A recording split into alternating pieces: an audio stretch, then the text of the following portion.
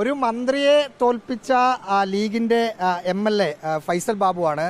മന്ത്രിയെ തോൽപ്പിക്കുക എന്നൊക്കെ പറയുന്നത് ഇച്ചിരി കടുപ്പമായി പോയോ? എല്ലാ വിഗ്രഹങ്ങളും ഉടഞ്ഞ ഒരു തെരഞ്ഞെടുപ്പാണ്. 11 റൗണ്ടിൽ കേരളത്തിന്റെ മുഖ്യമന്ത്രിയായിരുന്ന ശ്രീ പിണറായി വിജയൻ പിന്നിലായ മലയാളി വിസ്മയിപ്പിച്ചൊരു തെരഞ്ഞെടുപ്പാണ്. ജനം ആത്യന്തികമായി ജനം തന്നെയാണ്.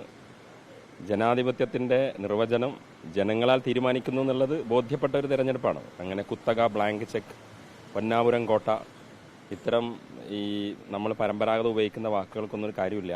ജനങ്ങൾ ഇഷ്യൂ ബേസ്ഡ് ആയിട്ട് മലയാളി വളരെ പ്രബുദ്ധനായി ചിന്തിച്ചു. അതിന്റെ പേരിൽ നടന്ന ഒരു വലിയ വിജയമാണ് UDF നേടിയത്. കോഴിക്കോട്ടുകാരൊക്കെ സംബന്ധിച്ച് ഫൈസൽ ബാബു നാട്ടുകാരൻ പോലും അല്ല. ഞാൻ പുയ്യാപ്പിളന്, അവിടുത്തെ ഞാൻ നാട്ടുകാരൻ തന്നെയാണ്. കോഴിക്കോട് ഉണ്ട്. എൻ്റെ നമ്മളെ പ്രവർത്തന തട്ടകം കോഴിക്കോടാണ്. അവിടെയാണ് താമസം. അവിടെയാണ്. ഇപ്പം ആ അർത്ഥത്തിൽ എനിക്ക് ജന്മനാട് പോലെ തന്നെയാണ് കോഴിക്കോട്.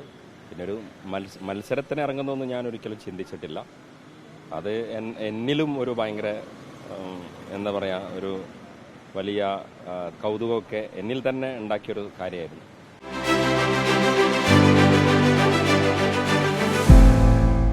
ഫിറോസിനോടും അഷ്റഫ് അലിയോടൊക്കെ സംസാരിച്ച് പറയായിരുന്നു, വലിയൊരു യൂത്ത് ടീമാണ്. ഇപ്പൊ ലീഗിൽ തന്നെ 6 പേര്, കോൺഗ്രസിൽ നിങ്ങൾ വളരെ ശുഷ്കിച്ച നമ്പർ വെച്ച് നോക്കുമ്പോൾ പ്രതിപക്ഷം കുറവാണ്. പക്ഷെ BJP 3 പേര് ഉണ്ട് എന്നത് അതങ്ങനെ ചെറുതായി കാണാനും പറ്റില്ല. ലീഗിന്റെ യൂത്ത് എന്ന് പറയുമ്പോൾ സയ്യിദ് സാദിഖ് അലി ശിഹാബ് തങ്ങളും അതേപോലെ കുഞ്ഞാലിക്കുട്ടി സാഹിബ് അടക്കമുള്ള ലീഡർഷിപ്പ്, അതിനകത്തെടുത്തൊരു പോളിസിയാണത്. അതൊരു ഗ്ലോബൽ സിനാരിയോ ആണത്. ഒരു യൂത്ത് റെപ്രസെൻറ്റേഷൻ, ഒരു ന്യൂ ഫേസ്, നമ്മളൊരു ഫേസ് ലിഫ്റ്റിംഗ് എന്നൊക്കെ പറയല്ലോ. അപ്പോൾ അത് സ്വാഭാവികമായിട്ടും ടൈം ടു ടൈം അത് എല്ലാ കാലത്തും പാർട്ടിയിൽ ഉണ്ടായിട്ടുണ്ട്. ഞങ്ങളൊക്കെ അതിൻ്റെ നിമിത്തമായി അതിൻ്റെ കാരണക്കാരുടെ ലിസ്റ്റിൽ പെട്ടു എന്നുള്ളത് ദൈവം തന്ന ഒരു അനുഗ്രഹമായിട്ടാണ് കാണുന്നത്. നമ്മളിവിടെ ഭയങ്കര മിടുക്കൊണ്ടല്ല, ഇഷ്ടംപോലെ നല്ല കപ്പാസിറ്റി ഉള്ള ആളുകളുടെ ഒരു പാർട്ടിയാണത്. BJPയുടെ ഇത് സ്വാഭാവികമായിട്ടും നമ്മുടെ മനസ്സിലൊക്കെ ഒരു പ്രയാസം ഉണ്ടാക്കിയ തന്നെയാണ്. കാര്യം BJP ജയിക്കുന്നു എന്ന് പറയുമ്പോൾ ഒരു രാഷ്ട്രീയ പാർട്ടി ജയിക്കുന്നതായിട്ടല്ല നമ്മളൊക്കെ മനസ്സിലാക്കുന്നത്. കേരളത്തിൻ്റെ ഒരു സോഷ്യൽ ഫാബ്രിക് ഉണ്ട്. ഇപ്പം ഒരുപക്ഷെ ഇപ്പം UDFനെതിരെ LDF എല്ലാ സീറ്റും തൂത്തുവാരിയാലും അതിൻ്റെ ഒരു ആശങ്ക ഒരു വശത്തും, കേരളത്തിൽ BJP ഒരു സീറ്റിൽ ജയിക്കുന്ന ആശങ്ക മറുവശത്തും വെച്ചാൽ ഒരു സീറ്റിൽ ജയിക്കുന്ന BJPയുടെ ആശങ്കയാണ് നമ്മളെ മനസ്സിലൊക്കെ ഒരു വിഷമം എന്ന് പറയുന്നത്. കാര്യം അത് കേരളത്തിൻ്റെ ഒരു സോഷ്യൽ ഫാബ്രിക്കിനെ പരിക്കേൽപ്പിക്കും. ബാക്കിയൊക്കെ പൊളിറ്റിക്സാണ്.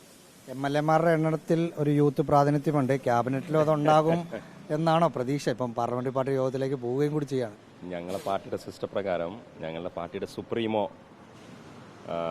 സയ്യിദ് സാദിഖ് അലി ശിഹാബ് തങ്ങളാണ്.